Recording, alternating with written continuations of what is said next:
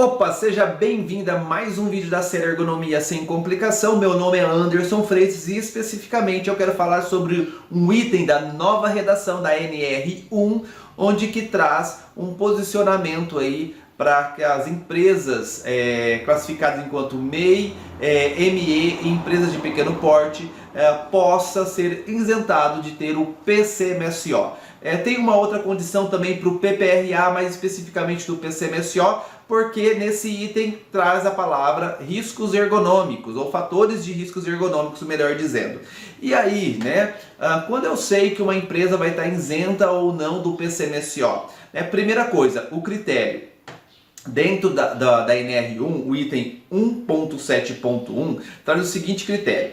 Empresas classificadas enquanto MEI, ME e empresas de pequeno porte que declararem as suas informações no formato digital, ou seja, até agora ainda existe uma brecha, olha, aquelas que declararem, mas a tendência é que tudo seja declarado de forma digital.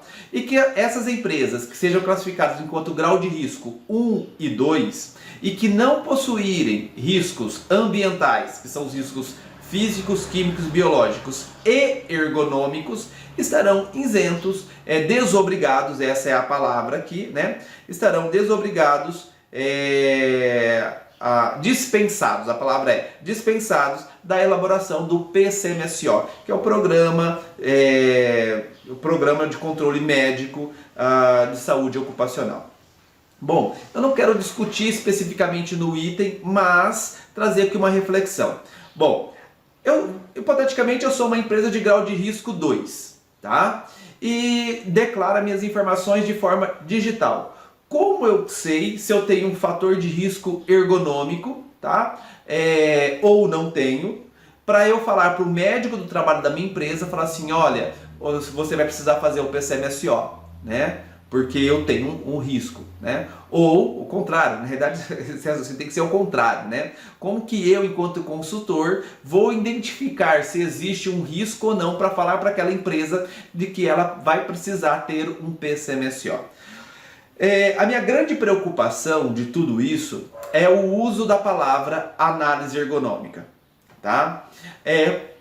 No meu entendimento, quando bate a palavra aqui no meu ouvido, análise ergonômica, eu estou entendendo análise ergonômica do trabalho. Aquele método de estudo que foi desenvolvido por Wisner e é o método que é destacado dentro da NR17, tá bom?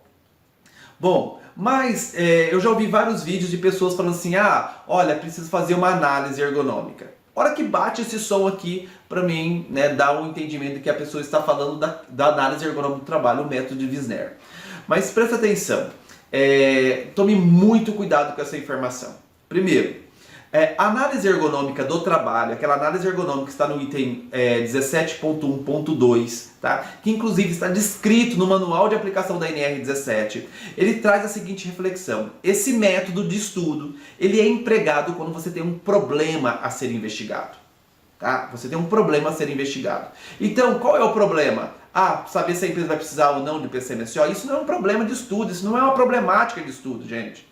Tá? Mas eu preciso atender uma demanda do meu cliente, tá? Falar para ele se ele tem um fator de risco ergonômico ou não. E não é apenas, especificamente, para essas empresas de grau de risco 1 e 2, classificados como MEI, ME e empresas de pequeno porte.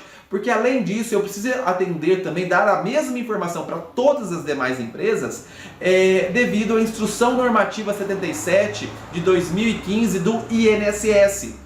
Que estabelece o PPP eletrônico. Além disso, na própria NR1 tem um item que fala que eu enquanto empregador, preciso reconhecer os fatores de riscos que aquele trabalhador está submetido para emitir uma ordem de serviço, tá?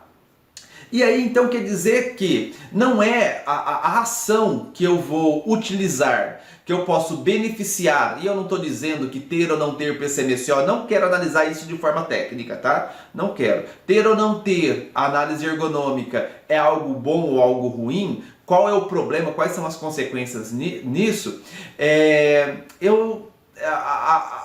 A minha preocupação aqui é todo empresário precisará reconhecer as dimensões ergonômicas da sua empresa. E como fazer isso?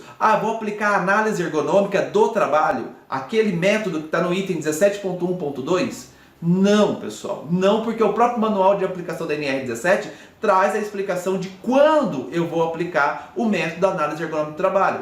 Mas eu preciso fazer uma variação dessas condições ergonômicas de trabalho para eu saber, né, quais são os fatores de riscos existentes. Por quê? E presta atenção, eu preciso inclusive informar esses fatores de riscos no ato de contratação desse trabalhador.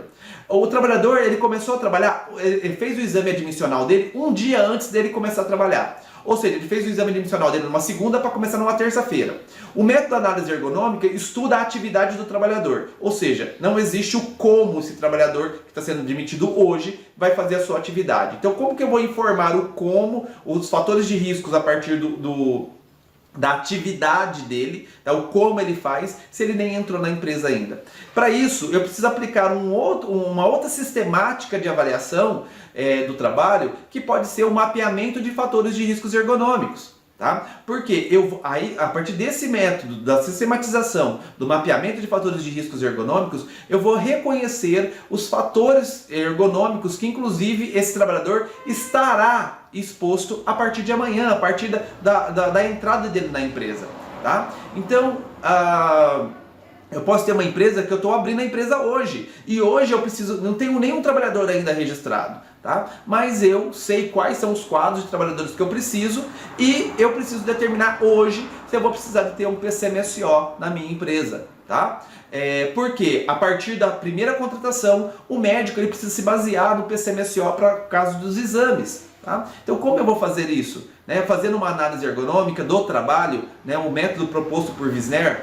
Não, gente, não é isso. Você precisa criar uma estratégia que é uma sistemática a partir do mapeamento de fatores de riscos ergonômicos, tá bom? Então, presta atenção, cuidado, Já ouvi aí alguns anúncios, Análise ergonômica do trabalho para atender o PCMSO. Gente, peraí, o mercado de trabalho, não é assim, o empresário já não sei se ele consegue ser enganado por muito mais tempo, tá bom? Deixo aqui a minha preocupação conceitual, tá bom? E também um alinhamento técnico aqui entre nós. Espero ter te ajudado e te vejo no próximo vídeo. Até mais.